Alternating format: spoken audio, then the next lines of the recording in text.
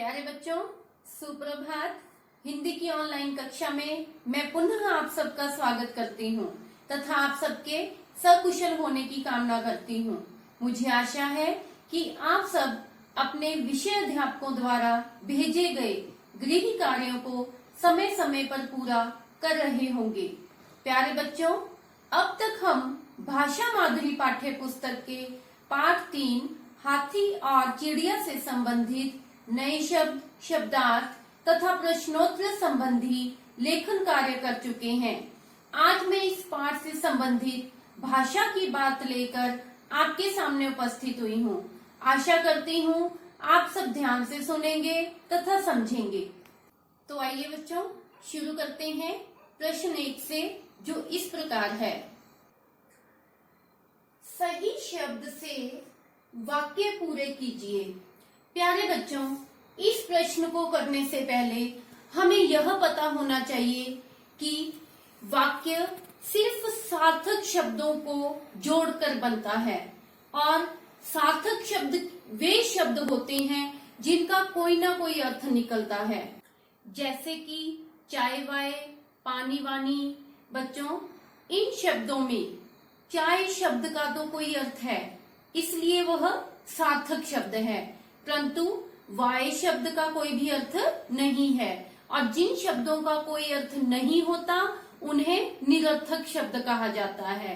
इसी प्रकार पानी वानी में पानी शब्द का तो कोई अर्थ है, परंतु वाणी शब्द का कोई भी अर्थ नहीं है। तो इस प्रकार से बच्चों, वाक्य सिर्फ सार्थक शब्दों को जोड़कर बनता है और इन शब्दों का अपना उचित स्थान पर होना अत्यंत जरूरी है। अगर इनका हम सही स्थान पर प्रयोग नहीं करेंगे तो इनका अर्थ समझने में भी परेशानी होती है। जैसे कि मैंने से मनाया आज जन्मदिन धूमधाम अपना। क्या बच्चों, आपको यह वाक्य सुनकर कुछ अटपटा नहीं लग रहा? और हमें इसके सही अर्थ को समझने में भी मुश्किल आएगी। तो इस जो सही वाक्य है वह इस प्रकार है कि मैंने धूमधाम से अपना जन्मदिन मनाया। तो बच्चों, इस प्रकार से किसी भी वाक्य को बनाते समय उसमें सार्थक शब्दों का और उन शब्दों के उचित स्थान का ध्यान रखना अत्यंत आवश्यक है। आइए बच्चों, अब इन प्रश्नों को समझ लेते हैं। पहला है, उसने पलक को आवाज देकर रिक्त स्थान। बच्चों, हमने यहाँ हमें 2 विकल्प दिए गए हैं, हमने सही विकल्प को चुनकर इस रिक्त स्थान में भरना है। तो पहले में क्या आएगा? उसने पलक को आवाज देकर बुलाया। ठीक है। और दूसरा है, गप्पू हाथी ने पेड़ डैश उखाड़ लिया या उखाड़ा। यहाँ आएगा गप्पू हाथी ने पेड़ उखाड़ा। बच्चों, दूसरा प्रश्न है कि पाठ में से चंद्र बिंदु वाले कोई 3 शब्द चुनकर लिखिए। बच्चों, एक तो होते हैं बिंदु वाले शब्द और एक होते हैं चंद्र बिंदु वाले शब्द। जो बिंदु वाले शब्द होते हैं, बिंदु को हिंदी में अनुस्वार कहा जाता है और चंद्र बिंदु को अनुनासिक भी कहा जाता है। तो पाठ में से कोई 3 हमने चंद्र बिंदु वाले शब्द ढूंढकर लिखने हैं। यहाँ मैंने कोई 3 शब्द ढूंढकर लिखे हैं, जिनमें से पहला है यूं, दूसरा है हंसी और तीसरा है सूंड। बच्चों, आप इन 3 शब्दों के अलावा कोई और शब्द भी लिख सकते हैं। तो आइए चलते हैं तीसरे प्रश्न की ओर। तीसरा प्रश्न है कि चिड़िया और हाथी से जुड़े हुए 4 शब्द छांटकर लिखिए। बच्चों, यहाँ हमें कुछ विकल्प दिए गए हैं। हमने ये देखना है कि इन शब्दों में से चिड़िया से संबंधित कौन से शब्द हैं और हाथी से संबंधित कौन से हैं।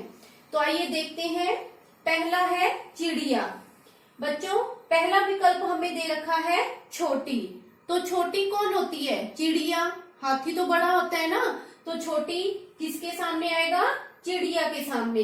तो अगला है पंख। पंख किसके होते हैं? चिड़िया के या हाथी के? चिड़िया के। तो पंख भी किसके आगे आएगा? चिड़िया के आगे। आगे है बड़ा। तो बड़ा कौन होता है बच्चों? हाथी। चिड़िया तो छोटी सी होती है ना, तो बड़ा किसके आगे आएगा? हाथी के आगे आएगा। आगे है पूंछ। ये भी आप सबको मालूम है, पूंछ किसकी होती है? हाथी की होती है। ठीक है। आगे है घोंसला। बच्चों आप सबको पता है चिड़िया किस में रहती है? घोंसला बनाकर रहती है। घोंसला बनाकर हाथी तो नहीं रह सकता, क्योंकि हाथी का शरीर तो बहुत बड़ा होता है। तो इसलिए जो घोंसला है वो भी किसके आगे आएगा? चिड़िया के आगे आएगा। आगे है सूंड। तो सूंड किसकी होती है? हाथी की। तो सूंड आएगा हाथी के आगे। आगे है तिनका। बच्चों चिड़िया अपने रहने के लिए घोंसला बनाती है, और घोंसला किसका बना होता है? तिनकों का। तो तिनका किसके आगे आएगा? चिड़िया के आगे आएगा। अंत में है सामान। तो प्यारे बच्चों आप सबको पता है कि हाथी का आकार बहुत बड़ा होता है, तो इसलिए वो सामान ढोने के काम में प्रयोग किया जाता है। तो सामान किसके आगे आएगा? हाथी के आगे आएगा। तो बच्चों इस प्रश्न में हमने इन विकल्पों की सहायता से चिड़िया और हाथी से संबंधित 4 शब्द ढूंढकर इस प्रकार से लिखने हैं। तो बच्चों ये थे हमारी भाषा की बात से संबंधित प्रश्न। आशा है आप सबको समझ में आए होंगे। आपने इन प्रश्नों को पेंसिल के द्वारा अपनी हिंदी की उत्तर पुस्तिका में सुंदर लिखावट में लिखना है तथा याद करना है। अगली वीडियो में हम भाषाभ्यास का पाठ 3 हाथी और चिड़िया समझेंगे। धन्यवाद।